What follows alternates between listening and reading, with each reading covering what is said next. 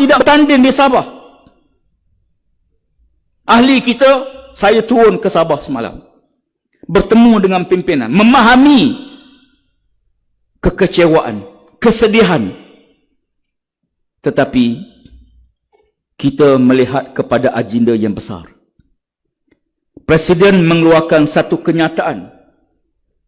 Alhamdulillah, seluruh jentera parti akur, termasuk seluruh pimpinan petugas di Sabah, akur pada keputusan parti kerana melihat kepada agenda besar. Jangan kita terperangkap dengan agenda musuh supaya kita bertanding, akhirnya pecah dan mereka akan mencapai kemenangan.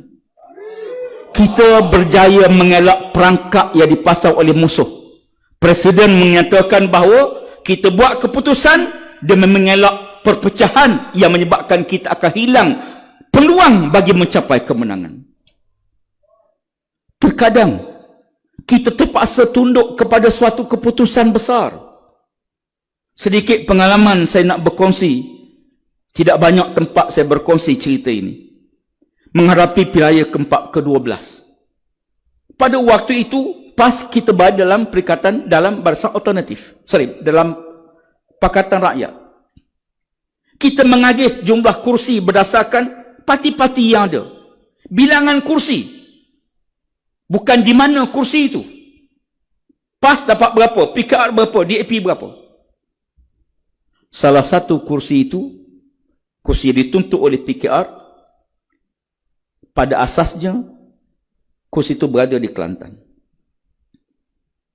Parti buat keputusan, kita tak boleh serah kursi di Kelantan kerana kursi ini kursi yang kita pasti menang. Data yang kita ada. Rakan kita PKR pada waktu itu, dia kata tak kisah asal jumlah, kami nak jumlah yang cukup. Akhir kita swap, kita tukar. Kelantan tukar dengan Pahang. Kelantan tukar dengan Pahang. Don kita di Kelantan kekal pada PAS, don PAS di Pahang tukar kepada PKR. Tentulah pimpinan di peringkat kawasan tak boleh tengok, tak nampak. Pimpinan negeri pun tak nampak. Pimpinan pusat saja tahu. Maka kerana itu kita tukar. Ya. Akibatnya, tentulah rakan kita di Pahang tak puas hati. Kenapa kami diberi? Kita kata, daripada kita beri kursi yang kita menang, maka kita kena pertahankan kursi yang kita yakin menang. Tetapi, apa yang berlaku? Berlaku tak puas hati, keluar parti, hantar jadi calon bebas. Bertanding di calon bebas, hilang deposit. Itu tak apalah. Parti, kawasan sebut pecah. Sebab yang keluar ialah pimpinan tertinggi kawasan. Tuan-tuan sekalian, sahabat-sahabat semua, akhir jadi DAP semua sekarang. Yang keluar tu DAP sekarang. Sebab itu kadang-kadang keputusan penting besar begini, kita dengar dan kita patuh. Keputusan strategi yang tak semua kita boleh maklum kepada ahli-ahli kita. Dalam peristiwa peperangan Zatus Salasin, sahabat tak puas hati bila Nabi melatih Amr bin As jadi panglima tentera. Kan dia baru masuk Islam dalam 6 bulan baru. Sedangkan bersama tentera dia ada Abu Bakar As-Siddiq, ada Umar Al-Khattab. Tiba-tiba Nabi lantik Amr bin As. Bergerak tentera pertama 200 orang. Suatu nak bergerak, Nabi SAW memakai pada kepala Amr bin As satu ikatan kain. Pergilah kamu dan bawa balik kemenangan. Dan bawa balik kekayaan khazanah, rampasan perang sebagai tanda kemenangan. Amr bin As bertolak. Sampai tengah malam, di kawasan yang sangat sejuk, Zatus Salasin utara, sangat sejuk. Madinah ni kita fahamlah kalau waktu sejuk, dia sangat melampau sejuk. Tentera-tentera mencadang untuk mengunggun api bagi mengurangkan kepanasan, memanaskan badan masing-masing. Lalu Amr kata, jangan siapa-siapa yang gua api. Siapa-siapa yang gua api, aku akan campak di dalam api. Masing-masing senyap. Umar Al-Khattab tak puas hati.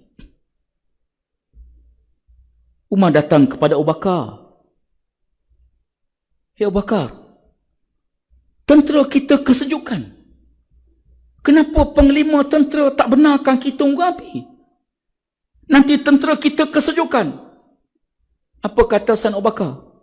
Ya Umar, dia ketua, patuh. Dia ketua kita, Nabi lantik dia. Tanggungjawab kita patuh kepada keputusan dia. Umar pun senyap.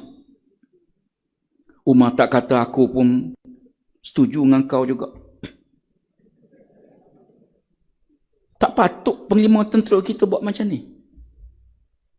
Bagaimana kalau kita tubuh cawangan baru?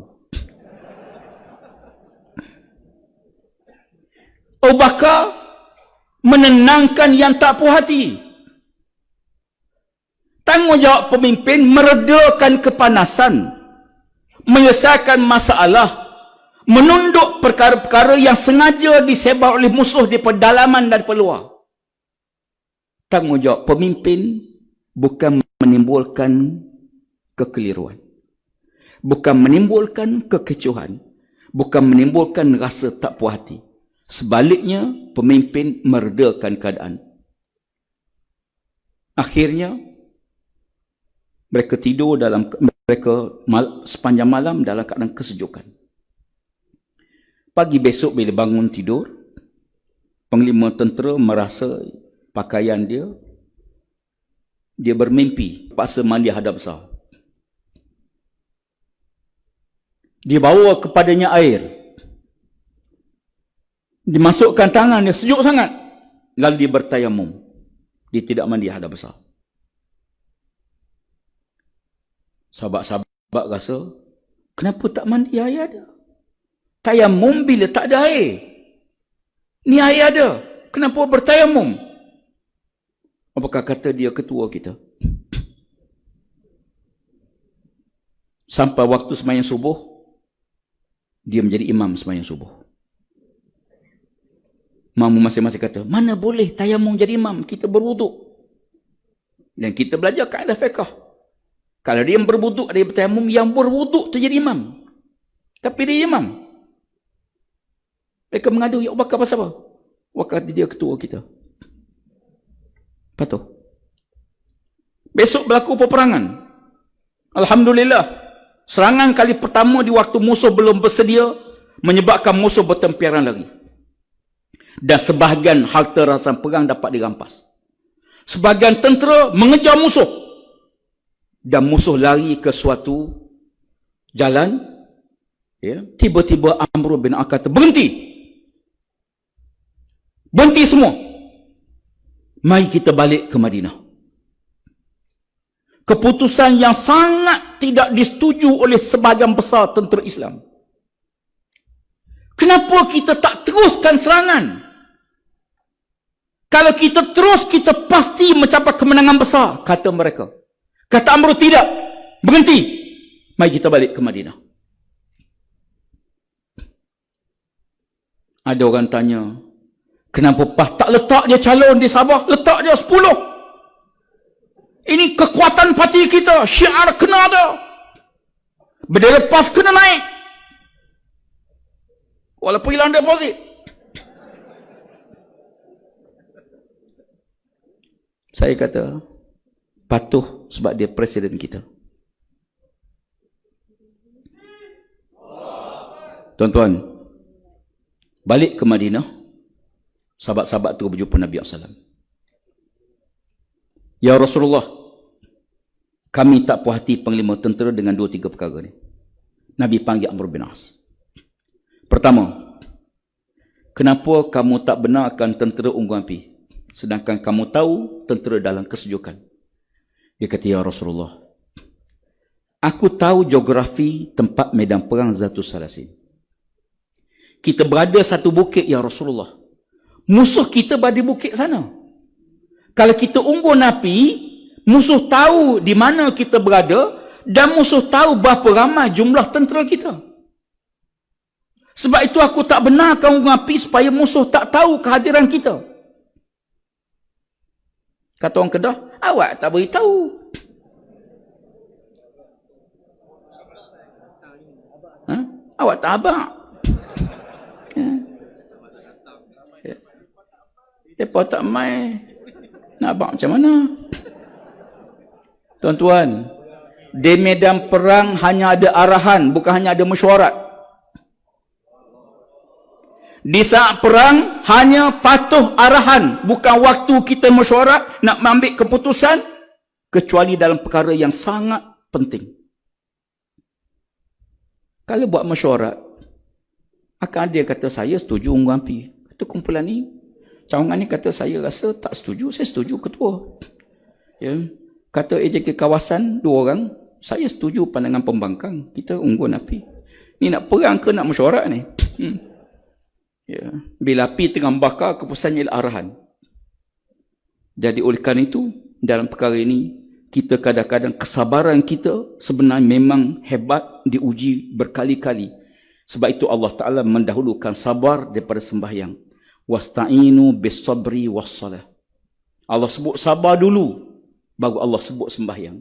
Walaupun sembahyang itu penting, tapi Allah sebut wasta'inu, minta tolong pada Allah dengan sabar dan didirikan sembahyang. Bahkan Allah Ta'ala mendahulukan sabar daripada takwa pada Allah.